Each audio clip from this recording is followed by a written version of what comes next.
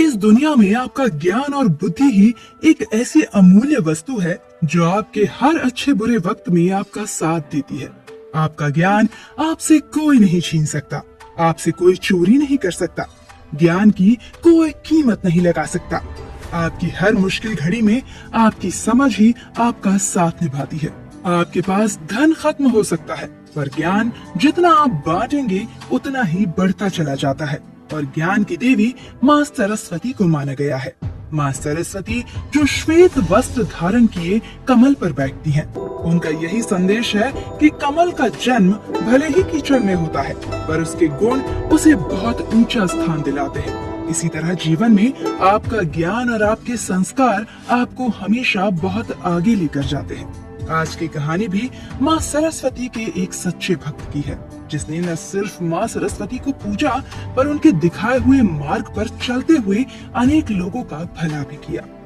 लेकिन दोस्तों, आपसे एक छोटी सी विनती है, वीडियो शुरू करने से पहले वीडियो को एक छोटा सा लाइक कर दीजिए और चैनल को सब्सक्राइब जरूर करें।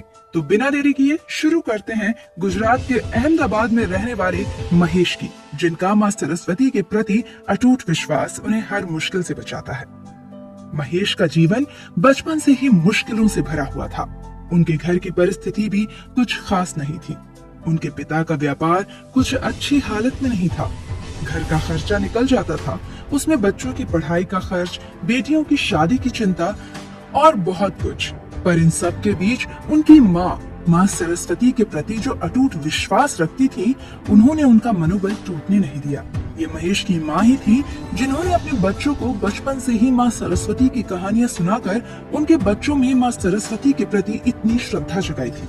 महेश को माँ सरस्वती पर अति विश्वास था और जैसे जैसे वो बड़ा होता गया, उसका विश्वास और बढ़ता गया। वो हर रोज 5 किलोमीटर पैदल नंगे पांव माँ सरस्वती के दर्शन को जाता था। उसने ये नियम कभी टूटने नहीं दिया। पर महेश के जीवन में मुश्किलों का दौर तो अब बस शुरू ही हुआ था। महेश के पिताजी की अचानक रोड पर कार की टक्कर से मौत हो गई। उनके परिवार पर तो जैसे मुश्किलों का पहाड़ ही टूट गया, पर उनकी माँ की हिम्मत ने और माँ सरस्वती पर विश्वास ने उन्हें बिखरने नहीं दिया। महेश को लगा कि उसे भी अब घर के खर्च में हाथ बटाना चाहिए। उसने अपनी पढ़ाई के साथ साथ बच्चों को ट्यूशन देने का फैसला किया। पर माँ सरस्वती अपने भक्त की बहुत कठिन परीक्षा ले रही थी। पहले महीने में उसके पास कोई विद्यार्थी नहीं आया, पर उसका माँ सरस्वती के प्रति कोई भी विश्वास कम नहीं हुआ।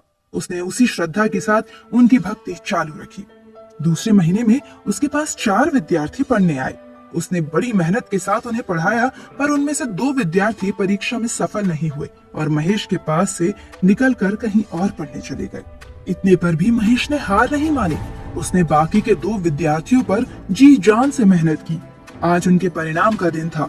महेश आज सुबह सुबह ही माँ सरस्वती के मंदिर के दर्शन के लिए चला गया था। उसने माँ सरस्वती से प्रार्थना की और वहीं मंदिर के बाहर बैठा रहा। तभी उसके दोनों विद्यार्थियों का फोन आया कि वो दोनों बहुत अच्छे नंबरों से पास हुए हैं, जिनके लिए उन्होंने स्कूल से पुरस्कार भी प्राप्त किया।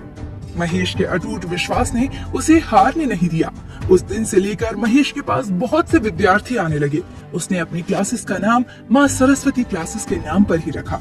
और यही नहीं, उसने क्लासेस के अंदर ही माँ सरस्वती का छोटा सा मंदिर भी स्थापित किया, जिसे हर विद्यार्थी सबसे पहले माँ सरस्वती के दर्शन करके ही ज्ञान को प्राप्त कर सके।